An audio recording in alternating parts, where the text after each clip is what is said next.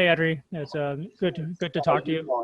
I was just wondering, just kind of, sorry, can you hear me? I see you. I was looking for you. Oh, okay. Yeah, sorry Yeah, about that. Uh, Obviously, this has been a really short season. The regular season concludes at the end of the week. But what is it about this group that has allowed you guys to kind of come together as quickly as you have in this kind of shorter format? I think the reason why we came together so quickly, I think, is that we play unselfish. You know, it'd be hard to like your teammate next to you if you don't think they're going to pass you the ball. And we've been unselfish, and that's equaled wins for us. So, we have a lot of faith in each other. We know everyone's going to step up and make big shots, make a big defensive play. And so we have a lot of faith in each other that just makes it more fun to play with each other on the court. So everyone's been great. This season's going by crazy. I think we already got 3 games left. These last, 3 games going to the playoffs are going to be tough, just knowing that how much your body's already put into the season, how much of, back-to-backs or, playing one game at 7:30 and then playing the next game at 3 o'clock, it's not even a full 24 hours. So it's a grind. And, like even tonight, just happy with the way we grinded out to get the win. And you mentioned that grind. I was just wondering, like, have you ever experienced anything like this before in your career, like maybe during like AAU days or anything like that?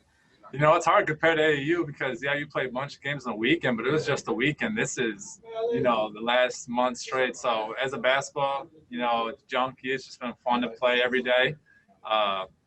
Some days it's asking your body to do a lot to get going, and there's a lot of mental toughness, and I think that's what our team's showing too.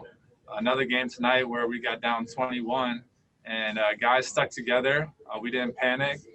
We played our game and was able to make plays down the end to win. So nothing like anything I've ever experienced, but no, it's been a good experience. Great, thanks a lot, Henry. Go to Andrew next. Henry, Coach said just before you that when the game ended and he came into the locker room, all the players just laughed because they knew what had happened in the game. They started off so poorly and ended off so strongly. Who among the players is going to talk or lead the conversation in terms of like, okay, we started so poorly because of this and then this happened? Who's someone who sort of takes the room by the horns in that way? We got a couple guys, but I'll say GP. Gary Payton's one of them, and Nick Stauskas. Those guys are always in our ears, especially GP. But we got a close group of guys. I think everyone always has their opinion at each other time, so it's fun. I think the camaraderie has been great. We like each other, so I would definitely give GP the most vocal guy in the team, but. That's just for everything, too. It's just not even basketball. Well, thanks, Henry. Great game. Appreciate it. Thank you. Go to Amy. Thanks. Hey, Henry. Congratulations. Hey, thank you. Appreciate it. I think it was 17 points for you in that fourth quarter and overtime frame. And so when you get down 21 and okay, something's got to happen, do you take on that responsibility personally that you need to just step up and start scoring the ball, or is that just a natural, you're hot, so we're getting it to you?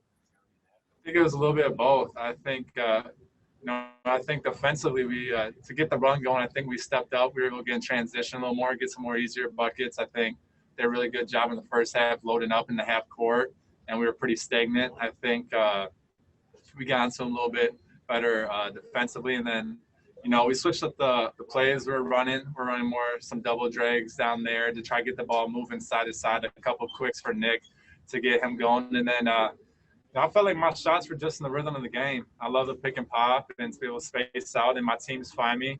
I think the defense got confused quite a few times on if they were switching or if they were staying, and they had to throw a couple defenders at it, and they didn't know what they were doing. So give credit to the Moon Man, Matt Mooney, and Matt Morgan, because those guys, they were coming down my screens. They're coming down fast, trying to, and be able to throw it back for a kick out. So I was just able to get some easy ones going, and then sure enough, they all kind of started just like dominoes, one fall, they all fall. So no, it was good, but give my team a lot of credit for being able to find me in those spots. want to ask you about your fellow returner. I know you've had a lot of teammates over the years, but Matt Morgan, in doing this again this year, I mean, it's kind of got to be something that it's going to impact you just for the rest of your career. And what are you taking from him, watching him produce in these positions? Right, and I think, you know, even playing with Matt this year, I think more than even last year, just like the familiarity with him and just being able to play with him again, and you know, just him being able to attack the hill. He's so fast coming off those ball screens, and you know, if they go under, he has a shot. If not, he's really good at finding me for pick and pops. And so, you know, I love his game. He's very unselfish. He plays the right way, and you know, he wasn't playing right away in these first couple of games, but we needed him to step up. He stepped up big. He hit a huge shot. You know, I was able to hit a three, but the team came right back and got a bucket. And then, sure enough, Matt Morgan came in and hit another huge three. So, you know, I love playing with him. Definitely a relationship. Now I build with him for life because, you know, our hotel rooms are right next to each other, so we walk to film every day and stuff. But, no, it's been a great relationship, and I just love the way he plays. I think it's very underrated what he does for this team, and I'm glad people are starting to notice it. All right. Thanks again. See you soon. Yeah, thank you. Okay, so I got to end this one with Raphael, please. Hi. I just wanted to know, earlier you said that this season obviously is going by like crazy and it's a grind. And I wanted to know what impressed you the most of Coach Mutombo's first year as a head coach and the way he's handled everything with you guys. Yeah, he definitely sets a tone, and especially defensively, I don't think it's any doubt that he loves defense. I think that's kind of what we hang. No, that's the foundation of our team, being able to fly around defensively and be able to guard multiple positions, being in the right spot. I think the intensity he brings from the sideline can be felt on the court, and it's his fight in him. I think for him as a first-year coach, it's from every timeout tonight, never, you know, backing away from the challenge of being down 21.